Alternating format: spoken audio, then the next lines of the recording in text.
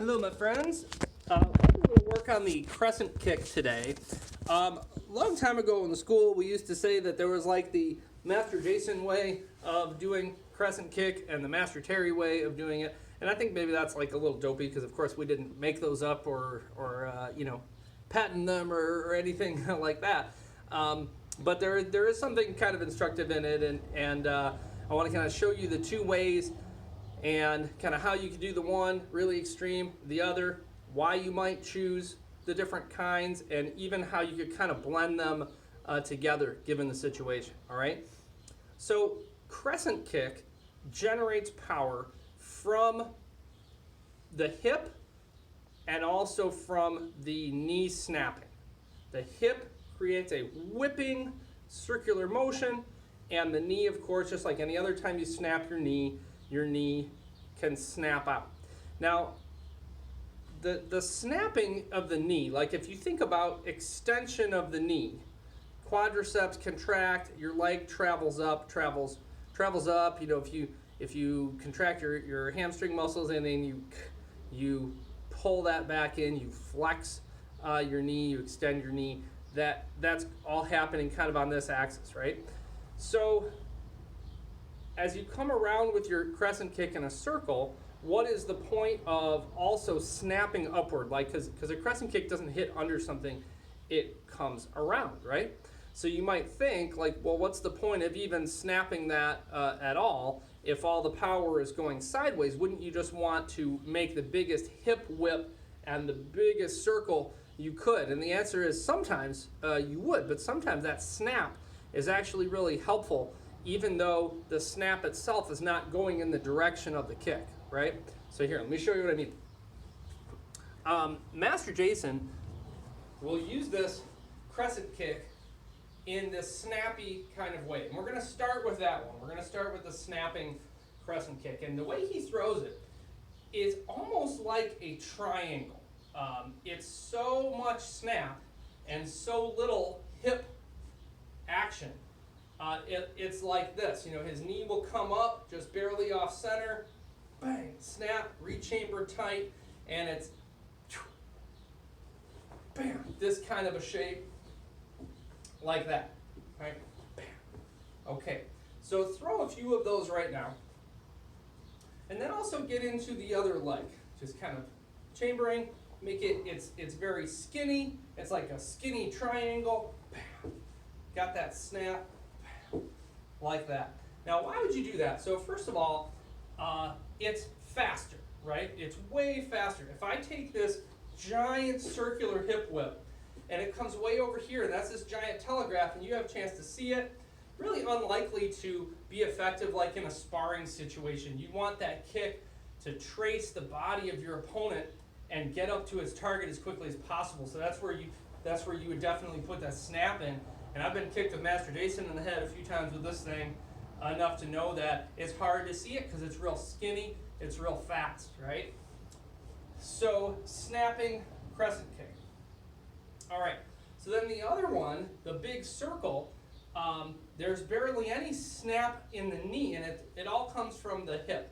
So to whatever extent you rely on the knee, you lose the hip. You rely on the hip, you lose the knee. The hip is more powerful than the knee. Right? And so this kind of whipping style crescent kick will have, I think my experience, just a little bit more power behind it. Like if you did jump spin crescent, you leave your legs straight and you just whip your hip through. Man, does that generate some good power. But the problem is you can see it coming like a mile away, and it can be a little bit slow to get to the target. Right here. I think we probably all agree that it looks nicer to do that giant circle, and so that's why you see for your jump spins, that's a pretty good option for just demo team kind of stuff where you're trying to make all your movements look big. It's just a nice looking option, and it's a really powerful option because you're generating from the hip. All right, so I want you to be able to do that both ways. Be able to do the snapping and the swooping, if you will, crescent kicks. But you know what? You can kind of blend the two, right? You can blend it a little. You could get, because remember I said whatever extent you want to snap, you lose the whip. So what if you wanted to keep most of the whip, but just add in a little bit of, see I'm chambered up a little, and bam, just to add in a little bit of snap to it. That can be a really nice option for all kinds of different things. And so right now in our workout, I want you to work on throwing some snapping crescents. Think about the knee for that one. And then throwing some big hip whip powerful crescents. If you don't have a fluid hip, that's a great drill to get coordinated in your hips. And then I also like, to see if we have time in this video to throw this in here, I really like as a way of practicing both the inside and outside crescent. I've only shown outside so far, but this would also apply to your inside crescent kicks. I love this drill where you go inside and then you come around and you throw spin outside. If you throw that 360, you're all set up to do it again on the other side of the body. We're going both ways. We're going inside, outside, back the other way, inside, outside. Now I'm doing more of a swoopy kick because that's kind of my preference. But if I was doing it Master Jason style, I'd be here, snapping that, snap. You can maybe even hear my uniform more as I do it this way.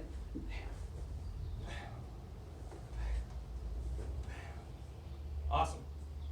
All right, so you throw that drill in there, including the spin, and now you've got inside, outside crescent, doing both kinds, both legs, both styles, the skinny, snappy triangle and the giant whipping circle.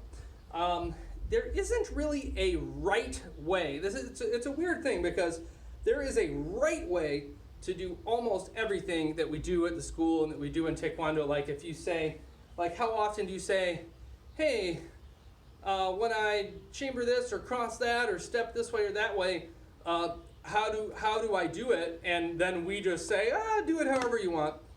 That doesn't really happen, right? Like there's a right way to do everything.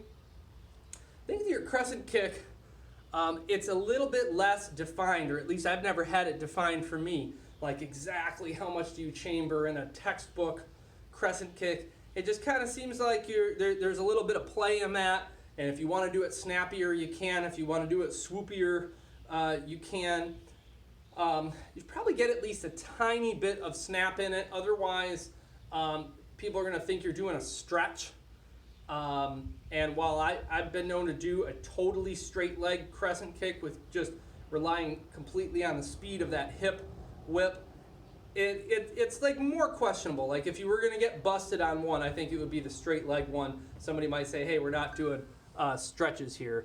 We are doing kicks. So cool. Just some thoughts on the crescent kick. Work at both legs, both inside and outside, and both styles. Cool.